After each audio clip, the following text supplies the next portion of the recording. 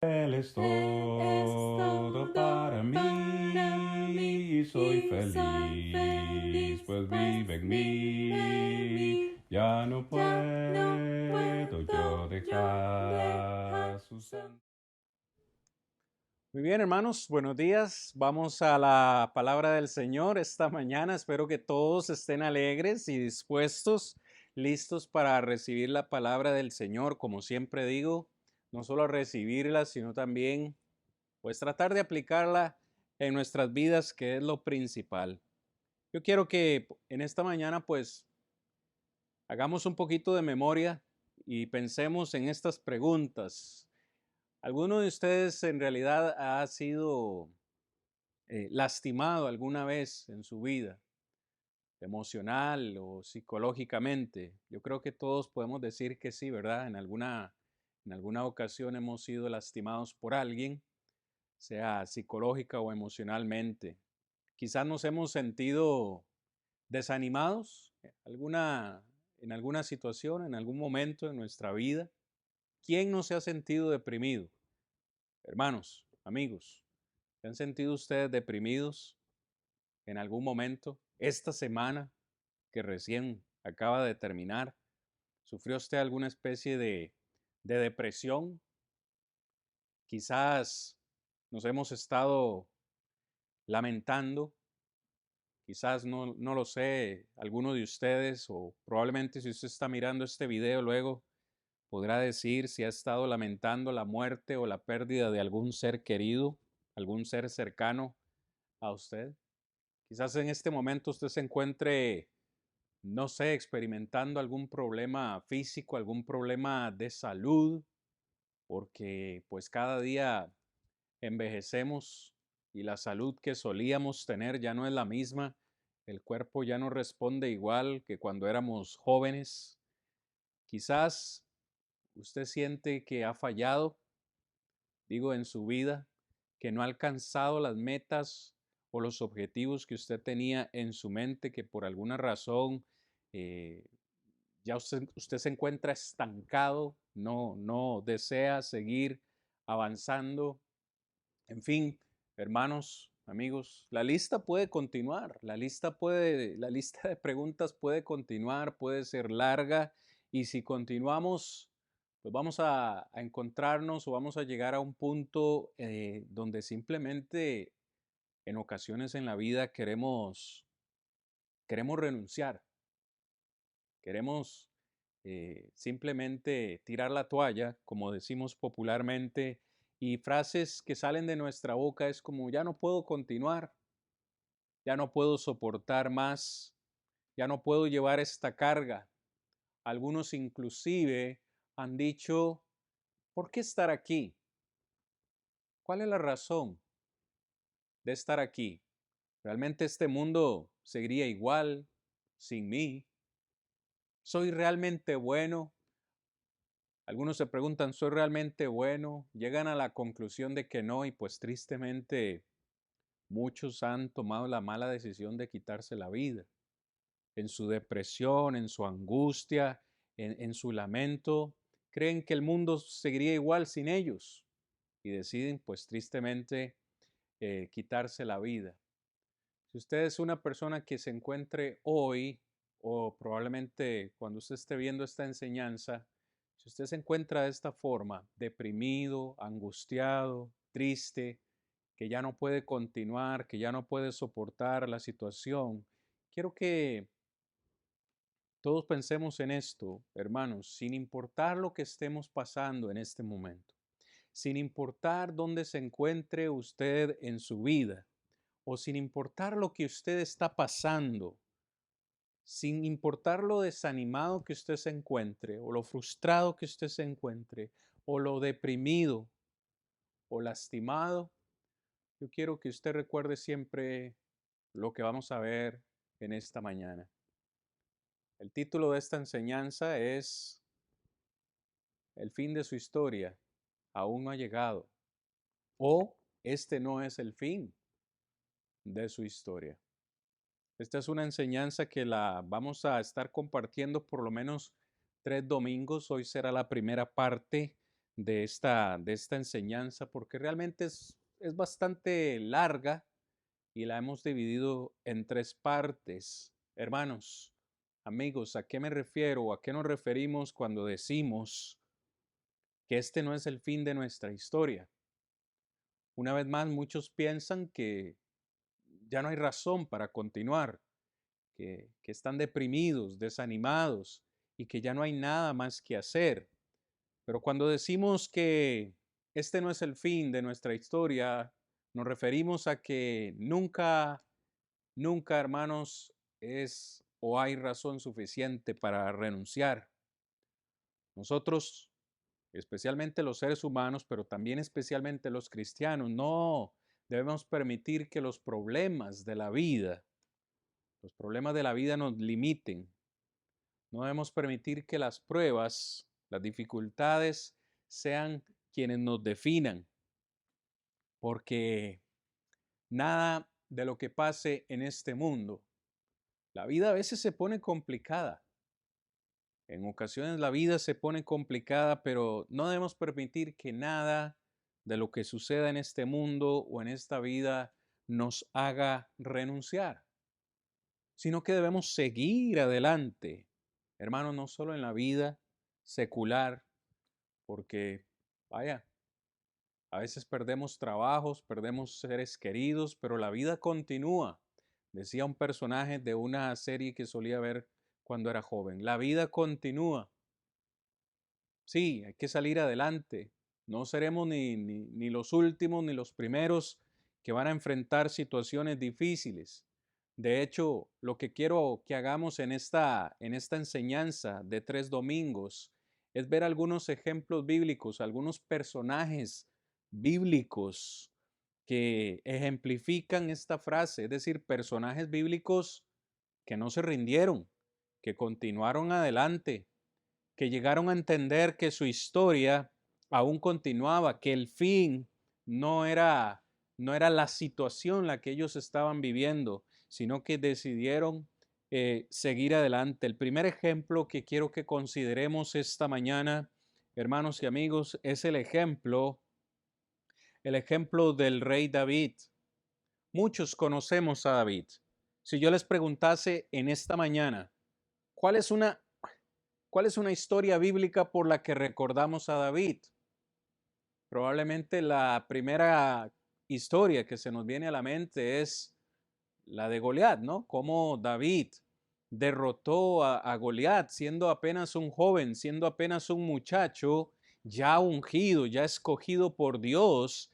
Este muchacho David, que llegó a ser conocido luego como un hombre conforme al corazón de Dios, David, siendo joven, derrotó al gigante Goliat. Cuando el ejército de Israel estaba sufriendo, amedrentado, con temor por ese gigante, el joven David vino y en victoria, con el poder y la gloria de Dios, derrotó a este gigante. Pero saben, la vida de David no siempre fueron victorias. Tuvo muchas victorias, pero ciertamente David en su vida también enfrentó muchos desaciertos.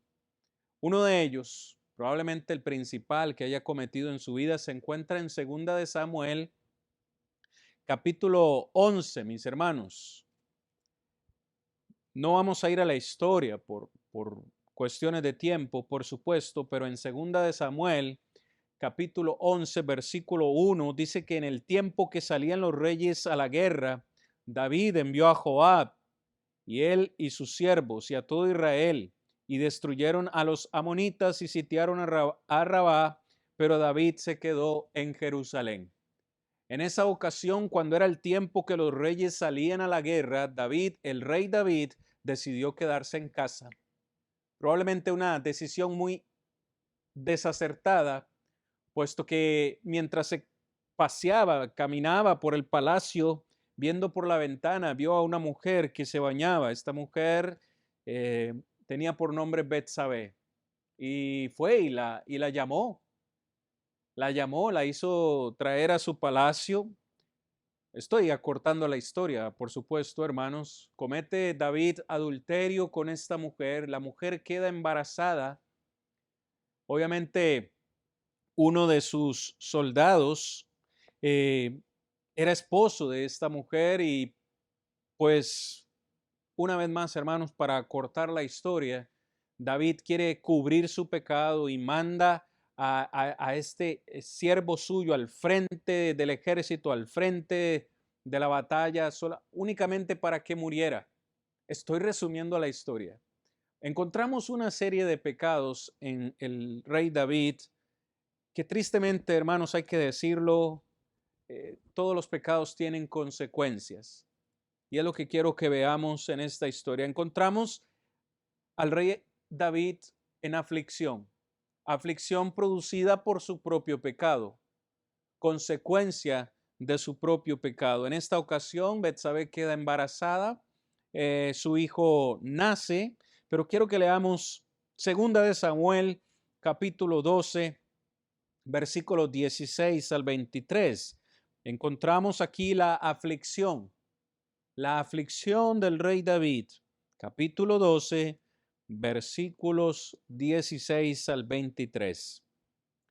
Entonces David rogó a Dios por el niño y ayunó David y entró y pasó la noche acostado en tierra y se levantaron los ancianos de su casa y se fueron a él para hacerlo levantar de la tierra, mas él no quiso, ni comió pan con ellos. Y al séptimo día murió el niño, y temían los siervos de David hacerle saber que el niño había muerto, diciendo entre sí, cuando el niño aún vivía, le hablábamos y no quería oír nuestra voz. ¿Cuánto más se afligirá si le decimos que el niño ha muerto? Vamos a detenernos ahí. Una vez más, mis amados hermanos y amigos, David se encuentra en aflicción. Se encuentra en aflicción porque se le ha sido anunciado a través de el profeta Natán que el hijo que va a tener con Betsabé va a morir. David decide hacer ayuno y oración por 7 días. El verso 16 dice que rogó a Dios por el niño para que no muriera. Sin embargo, ya Dios en su soberana voluntad había decidido que el niño no viviría.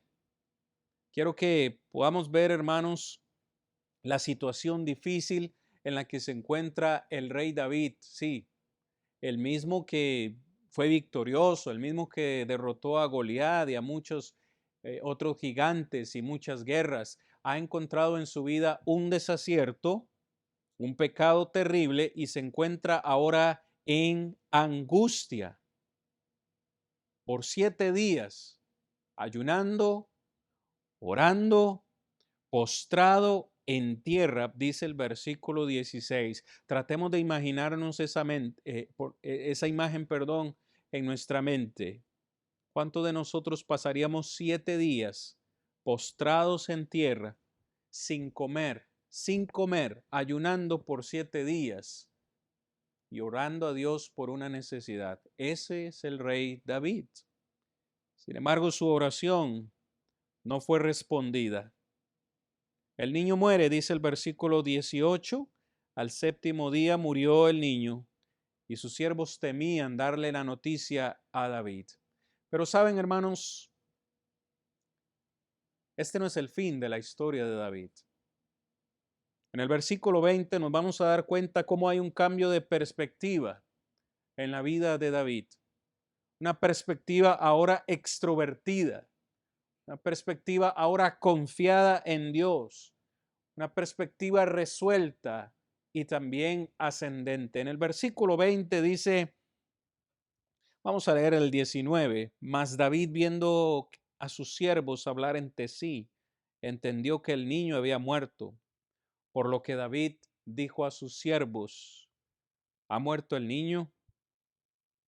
Y ellos respondieron, ha muerto. Este probablemente sea una enseñanza, hermanos, para aquellos que hoy están sufriendo la pérdida de un ser querido. Debo decirlo con toda honestidad, es una enseñanza de la cual trato de aprender, aunque nunca he tenido que despedir, de momento no he tenido que despedir a un ser querido en mi vida. No puedo imaginar cómo puede ser de angustiante, de triste, de aflicción para una persona que tenga que despedir a un hijo, a un padre, a una madre o a un ser querido. ¿Cómo deberíamos responder? ¿Cómo deberíamos responder en estos momentos de aflicción? Cuando parte un ser querido. Vea lo que hizo David. David nos va a dar una enseñanza a todos en esta mañana, cómo debemos o qué debemos hacer cuando perdemos a un ser querido. El verso 20 dice, David se levantó de la tierra. Después de haber estado 7 días postrado en tierra, se levantó de la tierra. Y dice que se lavó. Por 7 días David no se bañó, ahora se lava y se ungió y cambió sus ropas. Pero note, después de que se ha aseado, después de que se ha puesto ropas nuevas, yo no sé ustedes, yo después de 7 días sin comer, lo primero que haría es comer, recuperar fuerzas físicas para lo que sigue adelante. Sin embargo, no fue lo que hizo David. El versículo 20 dice que después que se bañó y cambió sus ropas, entró a la casa de Jehová y adoró. Qué interesante, ¿no, hermanos? David no está preocupado realmente por su fortaleza física, por sus necesidades físicas, ¿no? Está en una situación de aflicción y reconoce que necesita no solo fuerza física que viene del alimento físico, sino que David nos enseña lo importante que es encontrar fortaleza espiritual. Lo primero que hizo cuando se dio cuenta que su hijo había muerto fue entrar en la casa de Jehová, dice el texto. Después vino a su casa y pidió y le pusieron pan y comió. Palabra importante aquí, después que comió, perdón, después que adoró a Dios, fue que vino a casa y le pusieron pan y comió. Qué importante, hermanos, cómo cambia la perspectiva del, del rey David. Ha estado por 7 días en comunión con Dios, en ayuno, en oración. Y Dios le dice, no. La respuesta a su oración y a su ayuno fue, no, el hijo morirá. Yo pienso que la gran mayoría de nosotros, o el promedio de ser humano, al suceder esto, comenzarían a quejarse con Dios, se enojarían con Dios y le dirían, ¿por qué no escuchó mi oración, Dios? ¿Por qué no me respondió? Vea todo lo que he hecho durante 7 días y no me has respondido. Pero no fue el caso de David. David adoró a Dios en lugar de culpar a Dios. ¿Por qué, hermanos? Porque Dios no tiene la culpa de lo que pase en nuestras vidas. Una vez más, si somos realmente honestos, lo que David está experimentando fue producto de su propio pecado. Necesitamos entender que a veces las cosas que suceden en nuestra vida son causa o producto de nuestras decisiones, que a veces son pecaminosas y que ofenden a Dios. Dios no tiene la culpa de las guerras que están sucediendo en este mundo, ni de la gente que inocente muere cada día, incluso niños. El rey David se dio cuenta que él no podía, había cosas que él no podía cambiar. Leamos el versículo 21 al 23, dice, y le dijeron sus siervos, ¿qué es esto que has hecho? Ellos no lo entendían, sus siervos no lo entendieron. ¿Qué es esto que has hecho? Porque el niño, mientras aún vivía, ayunabas y llorabas. Y ahora que ha muerto, te levantas y comes pan. Es decir, sus siervos le están diciendo a David, ahora es cuando deberías llorar, ahora es cuando deberías ayunar, ya el niño está muerto. Pero ¿cuál fue la respuesta de David? Dice en el versículo 22, viviendo aún el niño, yo ayunaba y lloraba, sí, diciendo, ¿quién sabe si Dios tendrá compasión de mí y vivirá el niño? Pero en el versículo 23 dice, ahora que mi hijo está muerto, ¿para qué voy a ayunar?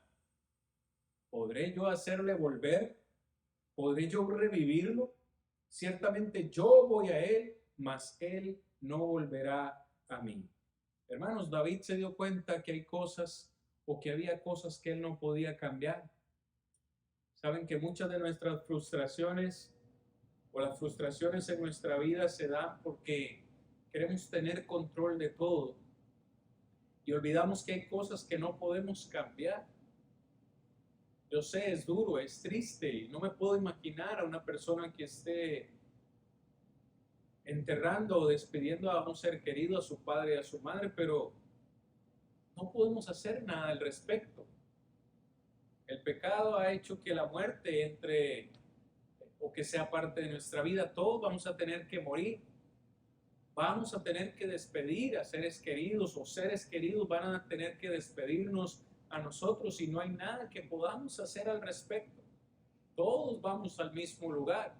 David pudo comprender eso, David entendió eso y también entendió que ahora debía enfocarse en lo que estaba por delante, que ahora le tocaba vivir y hacer lo que podía hacer y cambiar lo que podía cambiar.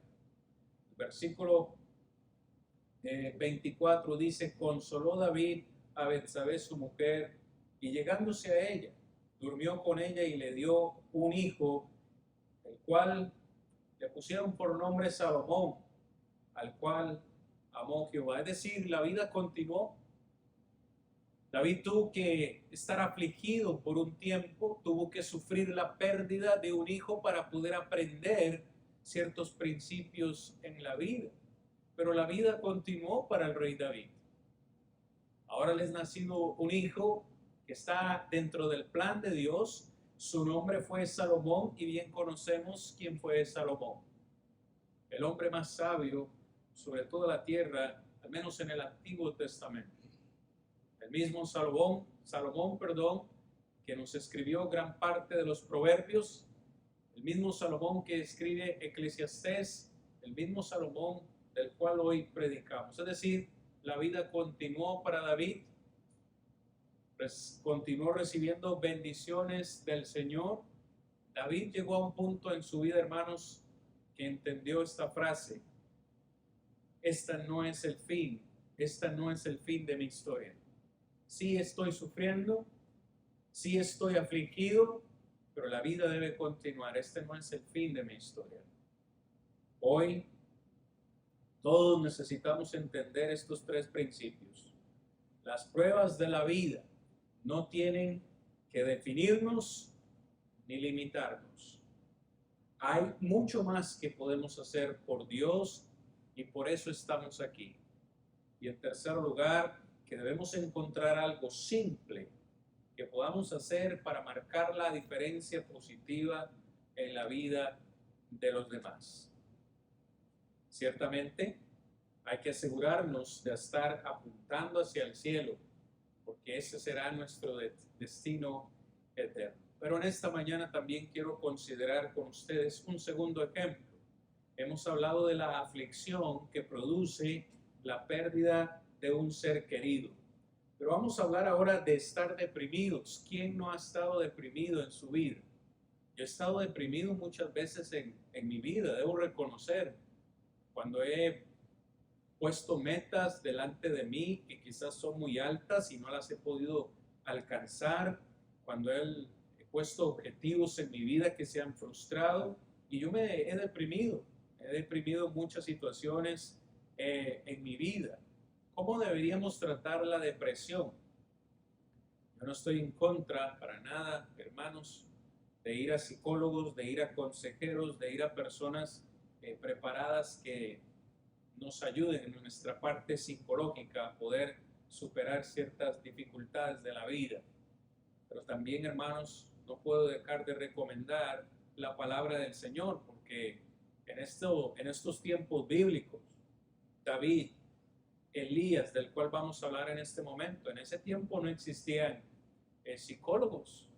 Estas personas dependían 100% de la providencia celestial. Vamos a ir ahora a Primera de Reyes, ahí cerquita, en Primera de Reyes, capítulo 19, para analizar la historia de Elías, que es de gran enseñanza para nosotros también. Antes de analizar el capítulo 19, deberíamos recordar lo que el capítulo 18 nos dice, porque parece ser que en la vida de estos personajes bíblicos siempre han habido altos y luego bajos. Lo vimos con David, ¿no? Después de derrotar a Goliat, enfrenta este periodo de aflicción a causa de su pecado. Lo mismo podríamos decir de Elías. En el capítulo 18 de Primera de Reyes lo encontramos literalmente en una batalla con los profetas de Baal, donde se propone un reto y Elías le dice a estos profetas: ok, vamos a hacer un reto, clamen ustedes a Dios, a su Dios Baal, vamos a ver cuál es el Dios más grande, les vamos a dar a ustedes el primer lugar, clamen ustedes a su profeta o a su Dios Baal, perdón, y vamos a ver qué pasa. Dice el texto que por toda la mañana esos hombres oraron a su Dios Baal y nada sucedió, no hubo respuesta. Ellos habían puesto un altar, habían puesto leña, habían puesto un animal descuartizado ahí y debía ser consumido ese holocausto. Mediodía. Y parece que Elías se burlaba, se mofaba de su Dios Baal. Vea lo que dice Primera de Reyes 18:29. Primera de Reyes 18:29 dice: pasó el mediodía y ellos siguieron gritando frenéticamente hasta la hora de ofrecerse el sacrificio, pero no hubo ninguna voz, ni quien respondiese, ni escuchase. Ve al verso 30. Entonces dijo Elías a todo el pueblo: acercaos a mí, ya le dimos tiempo a estos profetas y nada ha sucedido, acérquense a mí. Y todo el pueblo se acercó y le arregló el altar que Jehová estaba arruinado. Y tomando Elías 12 piedras conforme al número de las tribus de los hijos de Jacob, el cual había sido dada palabra de Jehová diciendo: Israel será tu nombre. Edificó con las piedras un altar en el nombre de Jehová. Después hizo una zanja alrededor del altar en el que cupieran 2 medidas de grano. Preparó luego la leña y cortó el buey en pedazos y lo puso sobre la leña. Y no solo eso, dijo, versículo 34, llenad cuatro cántaros de agua y derramadla sobre el holocausto y sobre la leña. Imagínense, a la leña le echaron agua, 4 cántaros de agua, en piedras también. Dice el versículo 34, hacedlo otra vez, y otra vez lo hicieron. Hacedlo la tercera vez, y lo hicieron la tercera vez, es decir, derramaron agua 3 veces. Dice el verso 35, de manera que el agua corría. Había agua alrededor del altar y también había llenado de agua la zanja. Es decir, ¿cómo puede usted hacer fuego para hacer en el altar? ¿Cómo puede usted hacer fuego para que se consumiera ese animal descuartizado? Dice el verso 36, cuando llegó la hora de ofrecerse el holocausto, se acercó el profeta Elías y dijo: Jehová Dios de Abraham, de Isaac y de Israel, sea hoy manifiesto que tú eres Dios en Israel y que soy tu siervo y que por mandato tuyo he hecho estas cosas. Respóndeme, Jehová, respóndeme para que conozca este pueblo que tú, oh Jehová, eres el Dios y que tú vuelves a ti el corazón de ellos. Dice el verso 38. Entonces cayó fuego de Jehová y consumió el holocausto y la leña y las piedras y el polvo, y aún lamió el agua que estaba en la zanja. Es decir, cayó fuego del cielo y no solo consumió el holocausto, sino que destruyó las piedras, el polvo, y aún chupó, lamió toda el agua que estaba ahí. Eso es poder de Dios. Viéndolo, todo el pueblo se postraron y dijeron: Jehová es el Dios, Jehová es el Dios. Hermanos, encontramos un momento glorioso en la vida de Elías, un momento de fe, un momento de poder, de victoria, derrotando a los 400 profetas de Baal. Sin embargo, cuando usted llega al capítulo 19, es decir, el capítulo siguiente, nos damos cuenta que el profeta Elías comienza a ser perseguido y tuvo miedo. Tuvo miedo. Ve al versículo 1 del capítulo 19.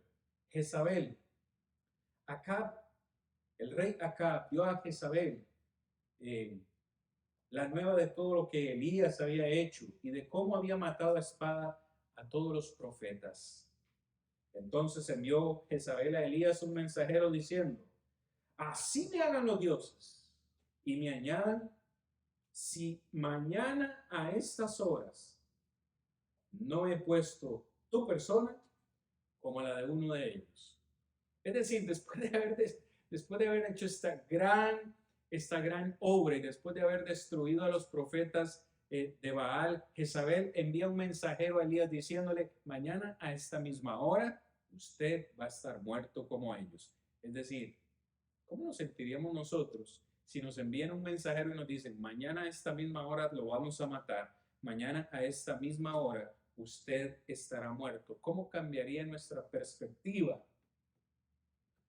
A mí me daría miedo, igual que a Elías. Y haría lo mismo que Elías. Elías comenzó a correr. Ve el versículo 3, por favor, conmigo. No se pierda esta historia tan maravillosa. Primera de Reyes 19:3 dice: viendo pues el peligro, se levantó y se fue para salvar su vida. Y vino a Berseba, que está en Judá, y dejó allí a su criado. Y él fue por el desierto un día de camino. Y vino y se sentó debajo de un enebro. Vea por favor el versículo 4. Y deseando morirse, dijo: basta ya, oh Jehová, quítame la vida, pues no soy yo mejor que mis padres. Hermanos, hay que decirlo, después de un momento de victoria, después de haber sido y haber visto el poder de Dios consumir ese holocausto, después de haber destruido a sus profetas, el miedo le ganó a Elías y comienza a huir para salvar su vida. Cerca de 200 millas recorrió para simplemente orar y decirle a Dios: Señor, me quiero morir. Señor, quítame la vida. Imagínense ustedes, hermanos, el grado de depresión que Elías tuvo en este momento. ¿Cuántos de nosotros, siendo honestos, nos hemos sentido así? En un momento de depresión, de tristeza, hemos dicho: me quiero morir. No hay razón para continuar adelante. ¿Saben por qué Elías se sintió de esta forma? Elías se sentía solo. Usted ve el versículo 10. Lea por favor conmigo el versículo 10. Él respondió: he sentido un vivo celo por Jehová, Dios de los ejércitos, porque los hijos de Israel han dejado tu pacto, han derribado tus altares y han matado a espada a tus profetas, y solo yo he quedado y me buscan para quitarme la vida. Versículo 14, él respondió: he sentido un vivo celo por Jehová, Dios de los ejércitos, porque los hijos de Israel han dejado tu pacto, han derribado tus altares y han matado a espada a tus profetas, y solo yo he quedado y me buscan para quitarme la vida. Elías sintió que él estaba solo. Elías se sentía solo, abandonado por todos. Yo creo que todos en algún momento nos hemos sentido así, hermanos. Pero vean lo importante que es leer la Escritura y cómo la Escritura nos anima. Claro que dice el versículo 5. Después de que dijo: Jehová, quítame la vida, me quiero morir. Verso 5, verso 6. Vamos a leer el 5, hermanos. Echándose debajo del enebro, se quedó dormido. O sea, ¿quién que se quiere quitar la vida o morirse se queda dormido? Elías se quedó dormido, y aquí luego un ángel le tocó y le dijo: levántate y come. Recuerde que Elías está en el desierto, en un lugar desierto, un ángel viene y le dice, hey, despiértese, levante, come. ¿Quién le proveyó esa comida a Elías si se sentía solo? Versículo 6. Entonces él miró y aquí que a su cabecera una torta cocida sobre las ascuas, una tortillita hecha en las brasas. ¿Quién le hizo esa comida en medio del desierto? ¿Quién se la preparó? El ángel del Señor. Vean ustedes la providencia, divina. Elías dice, yo me siento solo, me quiero morir, nadie está conmigo. El Señor le envía un mensajero y le dice, no estás solo, voy a darte de comer. Y voy a darte de comer porque el viaje que te espera es muy largo. Ve al versículo 7. Por cierto, se comió la tortillita hecha en las brasas con una vasija de agua, comió y bebió y se volvió a dormir. Qué rico, ¿verdad? Qué rico, hermanos, comer y volverse a dormir, echarse una siesta. Ya había dormido, se levantó y comió y siguió durmiendo. Versículo 7 dice, volviendo el ángel de Jehová por segunda vez, lo tocó diciendo, levántate y come, porque largo camino te resta. Elías se dio cuenta, hermanos, que el viaje era muy largo para hacerlo solo. Vean qué importantes aplicaciones podemos hacer aquí a esta enseñanza. Elías se sentía solo, pero no estaba solo. Dios le envió un mensajero para hacerle saber que no estaba solo. En la vida vamos a estar tan deprimidos que nos vamos a sentir solos, sin saber que a nuestro alrededor hay muchas personas que nos aman, muchos hermanos, amigos que nos aman y que van a ser instrumentos de Dios para ayudarnos. ¿Por qué? Porque el viaje es muy largo. El viaje es muy largo. Es decir, o yo puedo decir que tengo 43 años de edad, pero me espera un viaje largo. Por la misericordia de Dios, no sé cuántos años más me esperan, cuántas más misiones, obras o objetivos tiene Dios para que yo cumpla en mi vida y que su nombre sea glorificado. Es decir, no puedo yo echarme a morir y decir, Padre, quítame la vida. El ministerio que me has dado es inefectivo, es ineficaz, quítame la vida, me quiero morir. Yo debo seguir adelante. El viaje que me espera es muy largo. Así como se le dijo a Elías, el viaje que tienes por delante es muy largo, no estás solo, yo estoy contigo. Elías tuvo que darse cuenta de eso. Verso 8, hermanos, Elías encontró verdadera fuerza en el Señor, que es el que provee todo. Verso 8, ¿qué pasó con Elías? Dice el verso 8, se levantó pues y comió y bebió por segunda vez y fue fortalecido con aquella comida.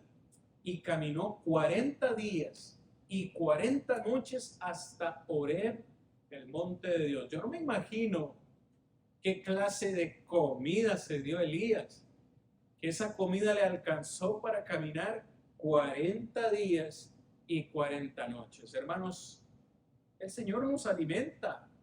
El Señor nos alimenta para el viaje. Amén. Podemos estar confiados y decir, el Señor es mi proveedor.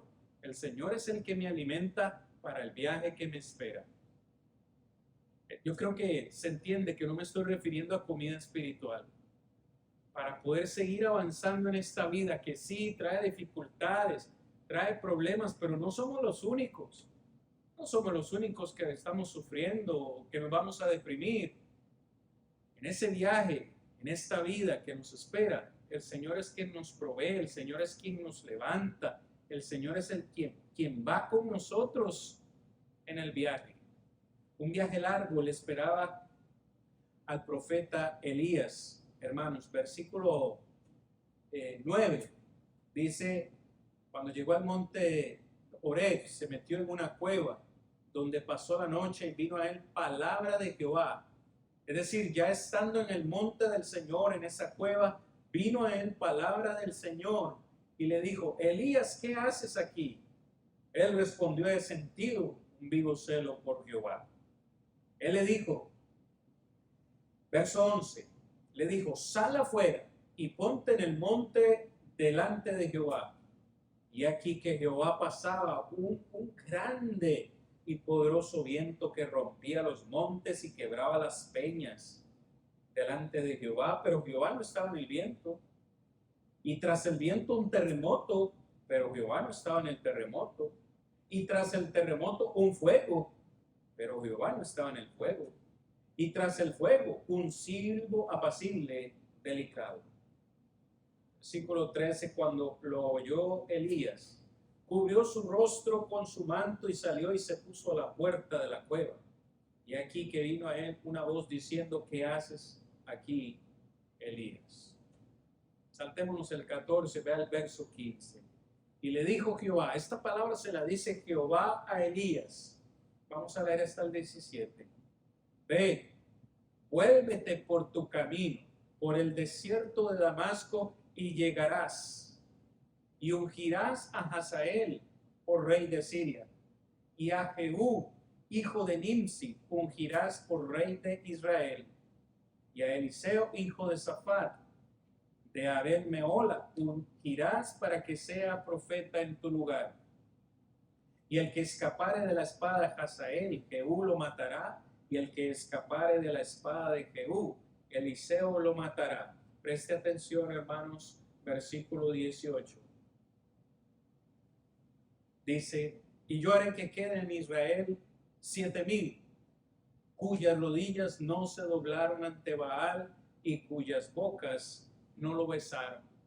Palabra del Señor. ¿A usted le parece irrelevante estos versículos que hemos leído? Es decir, Elías huyó cuando se dio cuenta que Jezabel lo iba a matar, huyó cerca de 200 millas hacia el sur. Aparte de eso, caminó 40 días más hacia el monte del Señor. Y cuando llegó ahí, cuando llegó a ese lugar, perdón, fue solo para que el Señor le dijera que se devolviera de donde había escapado. ¿Se imaginan ustedes? Un viaje tan largo. Jehová lo hizo llegar hasta allá solo para decirle, ¿sabe qué, Elías? Yo quiero que usted se devuelva de donde vino. ¿Para qué lo llevó tan largo solamente para decirle que se devolviera? Para mostrarle, hermanos, justamente lo que hemos leído en estos versículos. Específicamente el versículo 18.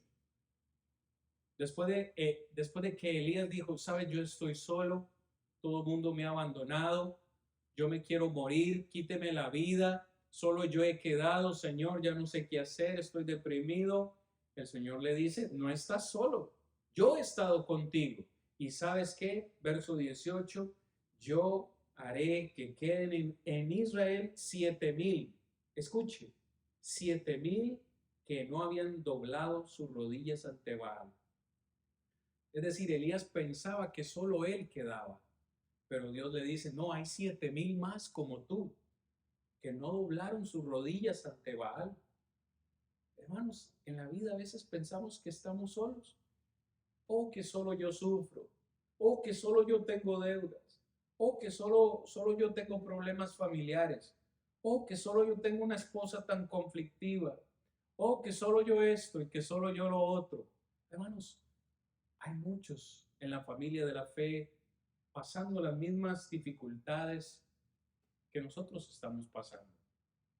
Hubo un momento en su vida en que Elías tuvo que decir, este no es el fin de mi historia. No es el fin de mi historia. Dios tiene un plan para mí. Dios quiere que regrese, que unja a Hazael por rey de Siria. Dios quiere que vaya y unja a Jehú como rey de Israel y quiere que regrese porque tengo que ungir a Eliseo.